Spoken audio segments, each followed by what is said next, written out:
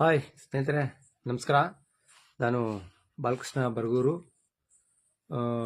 ಇವತ್ತು ಒಂದು ಮುಖ್ಯವಾದ ವಿಷಯನ ನಿಮ್ಮೊಂದಿಗೆ ಹಂಚಿಕೊಳ್ಳೋದಕ್ಕೋಸ್ಕರ ಈ ವಿಡಿಯೋ ಮಾಡ್ತಾ ಇದ್ದೀನಿ.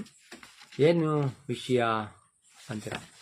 ನಾನು ಈಗ ಹಿಂದೆ ಒಂದು ನನ್ನ ಫೇಸ್ಬುಕ್ ವಾಲ್ನಲ್ಲಿ ಒಂದು ಪೋಸ್ಟ್ ಹಾಕಿದ್ದೆ. ನಾನು ಆ ಪೋಸ್ಟ್ ಏನಂತ ಹೇಳ್ಬಿಟ್ಟು ಸಾಕಷ್ಟು ಜನಗಳಿಗೆ, ಸಾಕಷ್ಟು ನನ್ನ ಸ್ನೇಹಿತರಿಗೆ ಗೊತ್ತಿದೆ, ನೋಡಿದ್ದೀರಾ, ಕಾಮೆಂಟು ಮಾಡಿದ್ದೀರಾ. ಪಾಸಿಟಿವೋ ನೆಗೆಟಿವೋ ಸೆಕೆಂಡ್ರಿ, ಒಟ್ಟಿನಲ್ಲಿ ನೀವು ಕಾಮೆಂಟ್ ಮಾಡಿದ್ದೀರಾ ಅಂದರೆ ನೀವು ನೋಡಿದ್ದೀರಾ ಅಂತ ಅರ್ಥ ಅಲ್ಲಿಗೆ. ಓಕೆ, ಅದ್ರ ಬಗ್ಗೆ ನಾನು ಇವತ್ತು ಒಂದು ಮಾಹಿತಿನ ನಿಮ್ಮೊಂದಿಗೆ ಹಂಚ್ಕೊಳ್ಳೋದಕ್ಕೋಸ್ಕರ ನಾನು ಈ ವಿಡಿಯೋ ಮಾಡ್ತಾ ಇದ್ದೀನಿ. ಏನು ಮಾಹಿತಿ ಅಂತೀರಾ? ನೋಡ್ಕೊಂಬಿಡಿ. ಸ್ಕ್ಯಾನ್ ಮಾಡಾಕ್ತೀನಿ ನಾನು ಈ ಕಾಪಿನ. ಏನಪ್ಪ ಅಂತಂದರೆ, ನಾನು ಆ ಗ್ರಾಮ ಪಂಚಾಯತಿಗೆ ಸಂಬಂಧಿಸಿದಂಗೆ ಎಷ್ಟು ಅಕೌಂಟ್ ಇದ್ದಾವೆ ಅಂತ ಹೇಳ್ಬಿಟ್ಟು ಗೊತ್ತಿಲ್ಲ.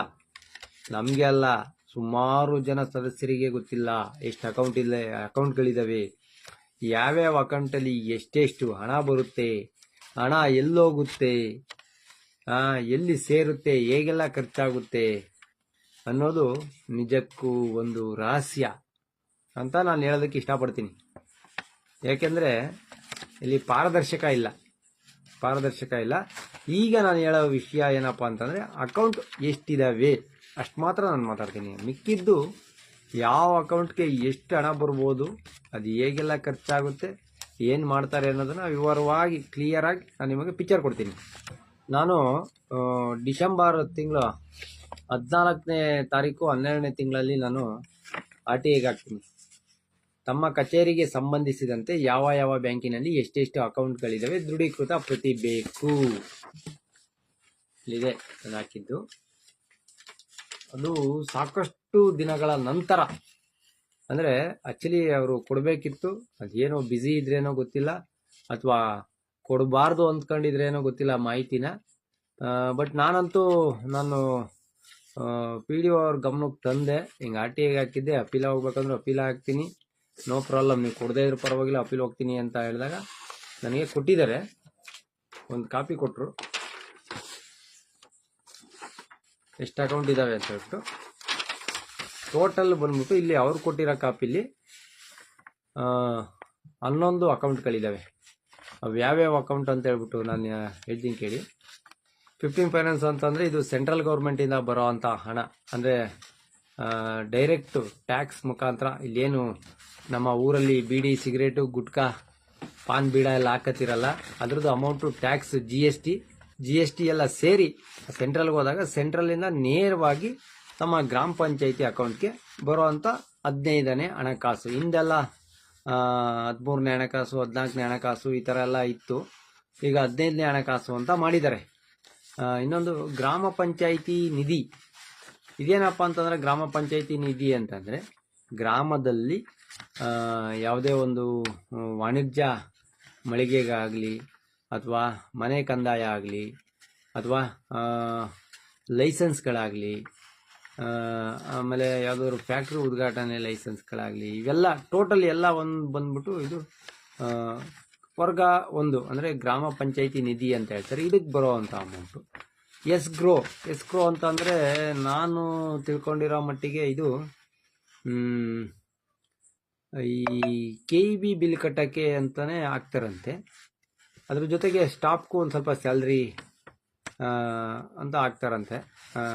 KEB ಬಿಲ್ಲು ಜೊತೆಗೆ ಅದು ಉಳಿದಿದ್ದ ಅಮೌಂಟನ್ನು ಅಭಿವೃದ್ಧಿಗೆ ಬಳಸ್ಕೊಳ್ಳಿ ಅಂತ ಹೇಳ್ಬಿಟ್ಟು ಹಾಕ್ತಾರಂತೆ. ಇನ್ನೊಂದು GP staff salary and library ಅಂತ ಮಾಡಿದ್ದಾರೆ.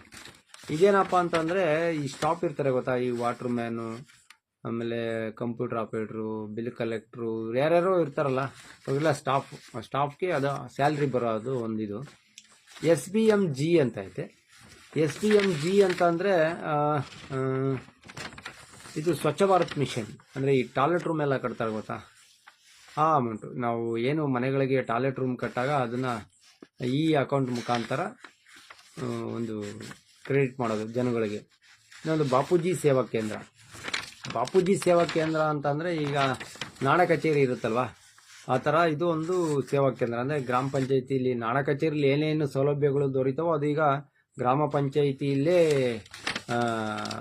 ಕೊಡ್ಬೋದು ಅನ್ನೋ ಒಂದು ಮಾಡಿದ್ದಾರೆ. ಅದಕ್ಕೋಸ್ಕರ ಬಾಪೂಜಿ ಸೇವಾ ಕೇಂದ್ರ ಅಂತ ಉದ್ಘಾಟನೆ ಮಾಡಿದ್ದಾರೆ.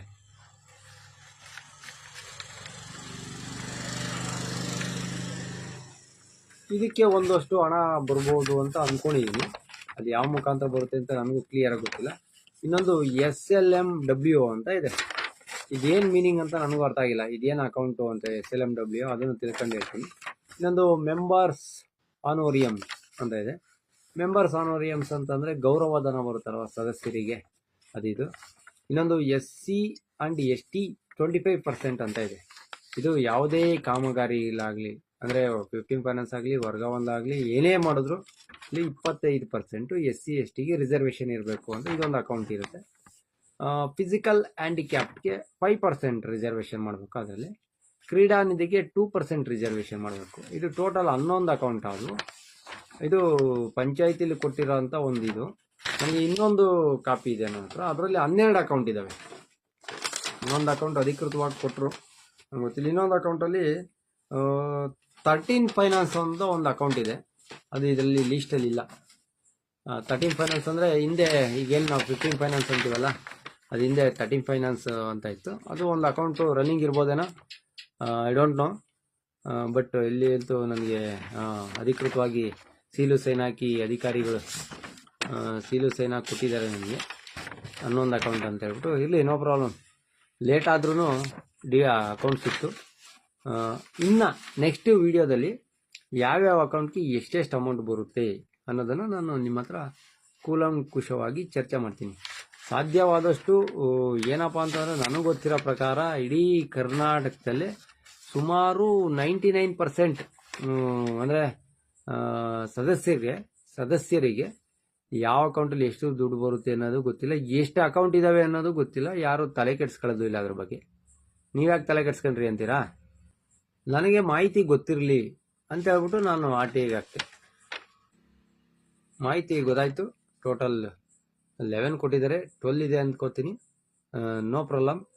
ನೀವು ತಿಳ್ಕೊಳ್ಳಿ, ಮಾಹಿತಿನ ತಿಳ್ಕೊಂಡು ಅಭಿವೃದ್ಧಿಗೋಸ್ಕರ ಉಪಯೋಗಿಸಿ. ಹಣನ ಬರುವಂಥ ಹಣ ಖರ್ಚು ಮಾಡೋದು ತುಂಬ ಸುಲಭ. ಖರ್ಚು ಮಾಡಿದ್ದಾದಮೇಲೆ ಅದು ಕಣ್ಣಿಗೆ ಕಾಣೋದೇ ಇಲ್ಲ. ಕಣ್ಣಿಗೆ ಕಾಣೋ ಆಗಿ ಖರ್ಚು ಮಾಡಿ ಅಂತ ಹೇಳ್ತಾ ಈ ವಿಡಿಯೋನ ಮುಗಿಸ್ತಾ ಇದ್ದೀನಿ.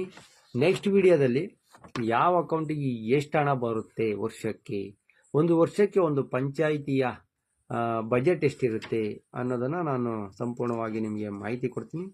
ಈ ವಿಡಿಯೋ ನಿಮಗೆ ಇಷ್ಟ ಆದರೆ ಶೇರ್ ಮಾಡಿ, ಲೈಕ್ ಮಾಡಿ, ಸಪೋರ್ಟ್ ಮಾಡಿ. ಹಾಗೆ ಸಬ್ಸ್ಕ್ರೈಬ್ ಆಗಿಲ್ಲ ಅಂತಂದರೆ ಹೊಸ್ದಾಗಿ ಏನಾದ್ರು ನನ್ನ ಚಾನಲ್ ನೋಡ್ತಾ ಇದ್ದರೆ ಸಬ್ಸ್ಕ್ರೈಬ್ ಆಗಿ, ಲೈಕ್ ಕೊಡಿ. ನಮಸ್ಕಾರ, ನಾನು ನಿಮ್ಮ ಬಾಲಕೃಷ್ಣ ಬರಗೂರು.